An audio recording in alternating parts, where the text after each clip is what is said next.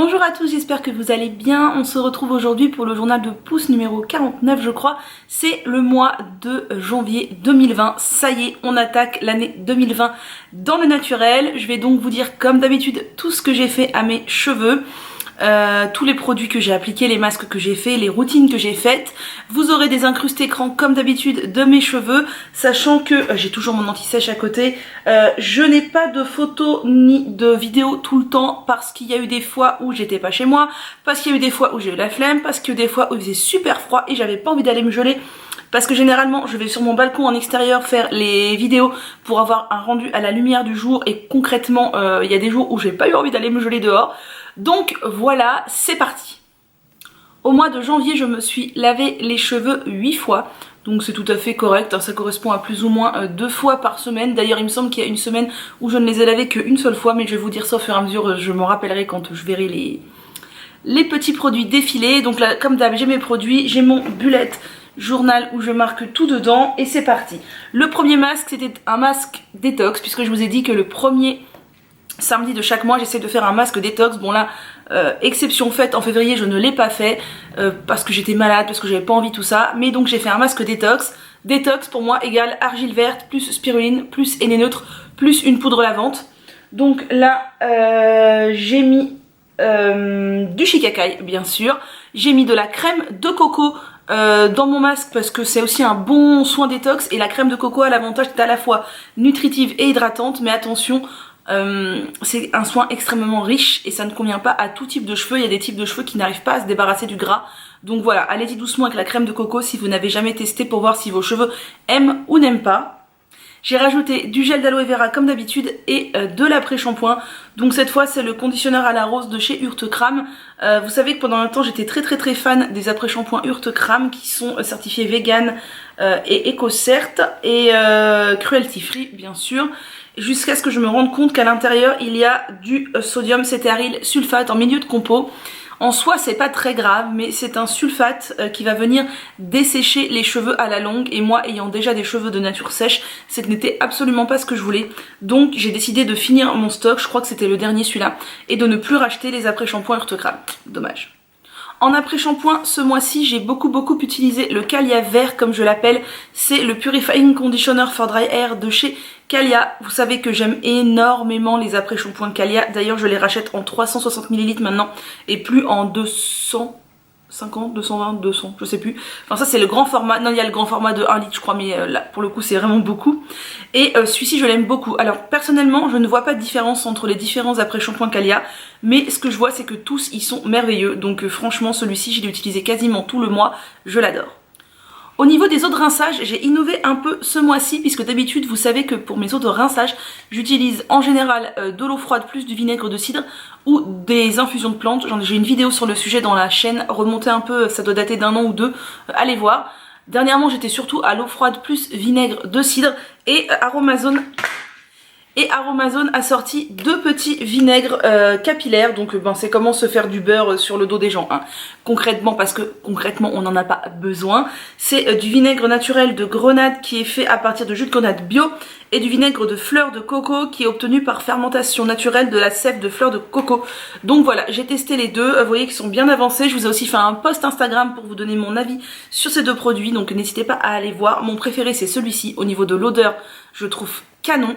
Je trouve que les deux ont un bon effet, les deux marchent bien, et si on veut se faire un petit plaisir pour changer un peu du vinaigre de cidre, bah clairement voilà, c'est vraiment chouette. Et je me souviens qu'ils étaient pas très chers, je me rappelle plus du prix, mais ça m'avait pas paru exorbitant. Donc voilà, si on veut se faire un petit plaisir de temps en temps, pourquoi pas.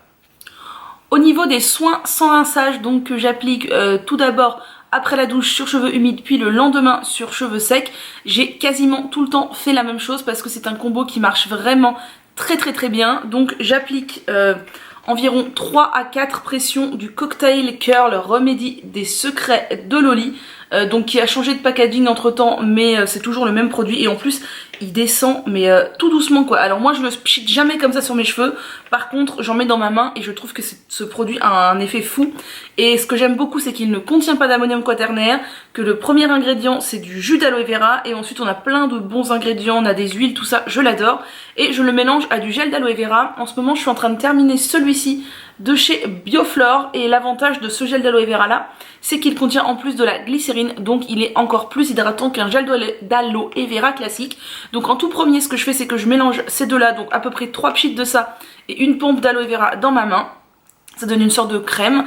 Je répartis sur toutes mes longueurs et je remonte même la fin de mes mains presque aux racines, parce que vraiment c'est pas, pour moi, pour ma nature de cheveux, c'est vraiment pas gras. Et ensuite je viens appliquer une crème. Donc j'ai alterné ce mois-ci avec 2 crèmes tout le temps. Soit celle-ci, la crème Nutrition Intense Réparation de chez Mademoiselle Bio. Donc c'est la crème de soin réparation aux protéines de blé, karité, huile de camélia, cheveux très secs et abîmés. Je la trouve très très bien. Il me semble qu'elle ne contient pas d'ammonium quaternaire, il faudrait que j'aille vérifier en détail. Elle est fluide mais pas trop, elle est pas trop épaisse non plus, elle se répartit hyper bien. Mes cheveux l'aiment vraiment vraiment beaucoup. C'est une superbe découverte. Et j'alterne avec ce produit de chez John Masters Organics que j'ai depuis un moment. On voit par transparence que j'en suis là du produit, donc il me reste encore. C'est le lait rose et abricot. Ce produit, mes cheveux l'aiment beaucoup aussi. Et avant, j'avais peur d'en mettre parce que, vous voyez, je vais vous montrer, c'est une crème extrêmement épaisse. Vous voyez, elle monte et elle reste... elle tombe pas quoi sur le flacon, c'est vraiment une crème épaisse. J'avais peur que ça poisse mes cheveux et au final, je mets bien... Donc du coup, comme ça tombe comme un cylindre, j'en mets bien ça de... Ouais, je dirais 2-3 cm de crème dans mes mains. J'applique sur mes longueurs.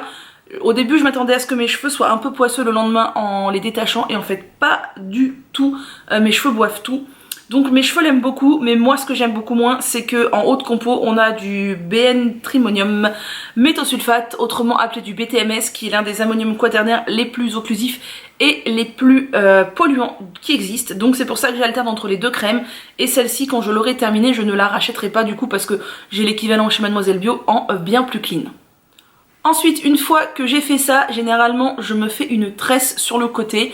Donc je fais ma tresse et je viens remettre une pompe de gel d'aloe vera que j'applique sur la tresse et un peu sur les cheveux du haut, donc qui ne sont pas tressés.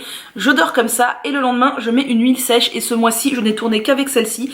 C'est le sérum du désert de chez Antonin B, qui est vraiment très très très très bien. On peut le retrouver chez Mademoiselle Bio. C'est une huile sèche avec des milliards de bons trucs. Je vais pas vous faire le détail, je vous en parle tout le temps. Je l'adore, elle est certifiée EcoCert. C'est une petite pipette comme ça. Moi je mets environ 3-4 gouttes pour toute ma chevelure, donc c'est vraiment hyper hyper économique.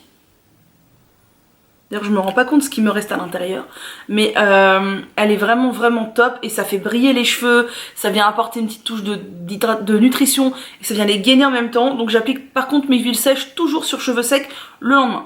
Voilà, donc c'est tout pour les soins sans rinçage et ce mois-ci j'ai toujours fait la même chose, donc je ne vous en reparlerai pas puisque bah, c'est toujours la même chose. Ah oui, j'ai oublié quand même, j'ai quelquefois utilisé cette huile sèche là dont je vous parle tout le temps. C'est l'Oléosilk de chez De Novo, qui est une huile sèche que j'adore. C'est la première que j'ai découverte en la matière, il y a 6 ans maintenant, quand je suis passée eh bien, au naturel. Le packaging a changé depuis, mais il me reste encore. Enfin, c'est pas mon premier flacon, mais il me reste encore. Et elle est vraiment très bien aussi. Du coup j'ai alterné entre la De Novo, la Antonin B en fonction de mes envies, ou parfois j'en remettais un peu en cours de semaine. Ça m'arrive de remettre un peu d'huile sèche en cours de semaine, je le fais pas tous les jours mais ça m'arrive entre 2 shampoings d'en remettre de temps en temps le soir. Le masque d'après était un bain d'huile, donc j'ai commencé par appliquer sur mon cuir chevelu, mon chouchou que vous connaissez tellement je vous en parle, le Scalp Treatment de chez The Innate Life. Il y a tout un article sur le blog à son sujet, je vous ai fait un post Instagram, j'adore ce produit. C'est une sorte de baume très riche que l'on applique sur le cuir chevelu et qui va venir purifier le cuir chevelu, stimuler la pousse. Il n'y a que des bons ingrédients, j'adore ce produit, ils sont hyper bons. Il y a plein d'huiles essentielles par contre, donc attention à l'utilisation. Et ce que j'aime beaucoup, c'est qu'on sent tout de suite l'effet un peu chauffant sur le cuir chevelu. Franchement, j'adore ce truc. D'ailleurs, ça doit être au moins le 3e ou le 4e pot que j'utilise depuis... Ça doit faire un peu plus d'1 an et demi. Ouais, c'est ça, un peu plus d'1 an et demi que je l'ai découvert et je l'adore. Et sur les longueurs, j'ai mis ce petit sérum de chez K pour Karité, qui est vraiment très bien, qui est assez riche puisqu'à l'intérieur on a du beurre de karité et 8 huiles végétales, amandes douces, avocat, jojoba, macadamia, olive, sésame, tournesol et babassou. Mes cheveux adorent le beurre de karité, je vous l'avais déjà dit aussi, mes cheveux n'aiment pas trop l'huile de coco mais ils adorent le beurre de karité, et quand c'est sous forme liquide comme ça mélangé à d'autres huiles c'est top. N'hésitez pas à vous tourner vers ce produit qui est vraiment très bien, et pour le coup c'est quand même moins gras que du beurre de karité pur, donc c'est plus facile à utiliser et ça s'ouvre à plus de chevelure du coup. Ensuite j'ai lavé ça avec le shampoing traitant de chez Propolia, donc Être de Mèche. C'est un très bon shampoing. Vous voyez il y a un dépôt au fond parce qu'il contient tout simplement de l'argile pour traiter du coup le cuir chevelu, etc. Donc qu'est-ce qu'il est écrit? Je ne sais pas, du coup de bien agiter avant shampoing. Alors moi ce que je fais, le petit conseil, c'est que je le stocke la tête en bas. Du coup l'argile elle descend en bas, et au moment où je vais prendre ma douche je le retourne. Du coup pendant que je me mouille les cheveux tout ça, l'argile redescend mais elle reste un peu au milieu du flacon. Du coup c'est comme si je mélangeais, c'est vachement bien. Alors oui, dedans il y a de la propolis, du miel et de l'argile. Franchement ce shampoing est très bien. Je trouve qu'il lave très bien les bains d'huile. Par contre je trouve que utilisé seul il lave un peu trop bien. Il n'y a aucun tensioactif agressif, mais il y a quand même du sodium coco en faux acétate, et c'est quand même un tensioactif qui est assez puissant même si c'est pas du tout un sulfate. Donc moi je le réserve pour le lavage des bains d'huile. Et pour la suite de la routine, c'est exactement la même chose que précédemment. L'après-shampoing Calia, le rinçage au vinaigre Aromazone et les mêmes produits sans rinçage. On passe ensuite à un masque aux poudres. Donc j'ai tout simplement mis du henné neutre, de la poudre de Shikakai, donc qui est une poudre lavante. Le henné neutre, vous savez que j'adore parce que ça vient gainer les cheveux sans les colorer. De la poudre de Harita qui est une autre poudre lavante, et j'ai voulu inclure dans mon masque aux poudres ce masque de Cut by Fred que j'ai eu pour Noël. Donc c'est le parfum à l'amande, il sent très fort l'amande. Par contre moi qui ne suis pas fan du tout des odeurs d'amande, j'aime pas trop l'odeur. Après moi les odeurs je m'en fiche un peu, c'est pas quelque chose qui va m'arrêter, mais voilà, pour le coup si vous aimez pas l'amande, ça sent fort l'amande et moi je suis pas fan. C'est un masque vegan qui a une très bonne compo, me semble qu'il n'y a pas d'ammonium quaternaire, non c'est ça, non, plein de bons trucs, pas d'ammonium quaternaire me semble-t-il. Alors je ne l'ai pas testé pur, donc je ne peux pas vous dire si il fait un effet waouh. Vous voyez c'est un gros baume beurre comme ça, il est assez cher mais il y en a quand même beaucoup, c'est 400 ml, donc voilà, c'est quand même pas mal. Et ma foi, j'ai bien aimé ce masque, il était très bien. Et j'ai décidé d'ailleurs maintenant que quand j'aurai fini mon stock d'après-shampoing, avant je rachetais un stock d'après-shampoing à chaque fois pour en avoir en stock pour mettre dans mes masques aux poudres. Et maintenant j'ai décidé que je ne mettrai pas beaucoup d'après-shampoing, mais je mettrai des masques surtout parce qu'en fait j'ai des masques tout près comme ça que je n'utilise jamais, puisque j'alterne entre masques aux poudres et bain d'huile. Et du coup je me dis que dans les masques aux poudres ça apporte vraiment un plus, puisque ça reste sur ma tête pendant 2 heures avec les poudres, et voilà, c'est tout bénef. Ensuite j'ai rincé ça, et la suite de la routine vous la connaissez. J'ai ensuite fait un bain d'huile, donc j'ai appliqué un autre de mes chouchous sur mon cuir chevelu. C'est le sérum organique Amalaki Scalp Oil Serum de chez Blue Beautifly. C'est un petit sérum à base de plantes ayurvédiques et de médecine chinoise, qui est une huile très fluide contrairement au scalp treatment dont je vous ai parlé précédemment. Pareil, il y a un article sur le blog, ce produit est absolument merveilleux. Il est hyper facile d'application avec la pipette comme ça, j'adore. Vraiment il est très bien. Donc ce produit là et l'autre produit vous pouvez les retrouver sur So Natural Beauty. Ce sont des produits assez onéreux, mais vous avez 5 € de réduction si vous mettez mon mail en parrainage. Tout est marqué dans la barre d'infos, donc n'hésitez pas si ça peut vous aider. Moi ça, je gagne rien, mais moi je cherche toujours des bons plans comme ça quand je commande sur des sites nouveaux, donc c'est l'occasion. Si vous ne voulez pas un baume super gras, utilisez ce sérum là qui est vraiment très bien. Et pareil, il va venir soigner le cuir chevelu, stimuler la pousse, il est au top. Et sur les longueurs, j'ai mis cette petite huile que j'avais eue dans la box, ma curl routine, donc qui est composée d'huile d'avocat, d'huile d'olive, d'huile de brocoli, d'huile d'amla, d'huile essentielle de romarin et d'huile essentielle d'ylang-ylang. Donc ma foi, je la trouve très bien. Par contre, je trouve que la pipette, elle est pas du tout adaptée. Enfin, c'est surtout qu'elle est, à mon avis, défectueuse, c'est-à-dire qu'on truc et ça n'attrape pas grand-chose. Enfin voilà, je sais pas, j'aime pas trop la pipette. Moi généralement je pose la pipette et je verse l'huile dans ma main, et ma foi c'est très bien, mais j'aime beaucoup les flacons pipettes quand même, je trouve ça hyper pratique. La suite de la routine était exactement la même que lors de mon précédent bain d'huile, le shampoing Propolia, l'après-shampoing Calia et les mêmes soins sans rinçage. On passe ensuite à un masque aux poudres, donc des plus classiques. J'ai mis du henné neutre, de la poudre de Rapontique. Vous savez, c'est une poudre qui est une poudre de plante qui va donner de jolis reflets dorés temporaires. Donc voilà, j'avais envie d'un peu de lumière, donc j'ai mis cette poudre de Rapontique. De la poudre de Reeta comme poudre lavante. Du Kapoor Kashli qui est une poudre indienne vraiment que j'aime beaucoup, qui sent bon, qui va apporter tous les soins ayurvédiques, toutes les propriétés ayurvédiques que l'on connaît aux plantes. C'est une poudre que j'aime vraiment beaucoup. Du gel d'aloe vera et de l'après-shampoing Urtocrame que je vous ai montré précédemment et rien de plus. Et c'est un très bon masque qui a fait son job et vous savez que j'aime énormément ce genre de masque parce que ça réussit énormément à mes cheveux. D'ailleurs la base de ce masque c'est ce que j'appelle mon co-wash amélioré. Il y a une vidéo sur la chaîne et un article sur le blog. Je vous conseille vivement d'aller les lire parce que c'est un masque que généralement tout le monde adore. Et la suite de la routine est exactement la même, rinçage, après-shampoing, eau de rinçage froide vinaigrée et soin sans rinçage. On passe ensuite à un bain d'huile. J'ai appliqué sur mon cuir chevelu le petit élixir coup de pouce de chez WAM, donc qui est un mélange de je ne sais plus quoi exactement. Il y a 4-5 ingrédients, donc il y a de l'huile de ricin, de l'huile de nigel, il y a de l'huile essentielle de je ne sais plus quoi. Voilà, c'est un petit élixir que j'aime bien. Ce que j'aime pas c'est son pchit là, franchement il aurait fallu faire une pipette ou je sais pas, j'aime pas son pchit. Mais c'est une huile, oh ça sent bon. Il doit y avoir du romarin là-dedans. Je sais pas mais ça sent très bon rien que d'ouvrir ça. Voilà, je l'aime bien, c'est une huile basique. On est loin de la composition complexe des deux sérums que je vous ai présentés précédemment pour le cuir chevelu, mais ma foi, ça change un peu et j'aime bien. Et sur les longueurs, j'ai appliqué une huile que j'adore, que j'avais un peu remisée au placard, mais franchement elle est top. C'est l'huile de rosier muscat, donc moi j'ai celle de chez Melvita. On la trouve aussi sous l'appellation huile de rose musquée et franchement cette huile, mes cheveux l'adorent, c'est vraiment une révélation. Elle est un peu orange parce qu'elle contient de la caroténoïde, mais franchement elle est top top top. Vraiment, si vous hésitez et que vous n'avez pas encore trouvé d'huile qui correspond à vos cheveux, essayez l'huile de rose musquée, moi mes cheveux l'adorent. J'ai ensuite lavé ça avec le shampoing Propolia et petite nouveauté, non pas nouveauté du tout, mais petite cassure dans la routine du mois.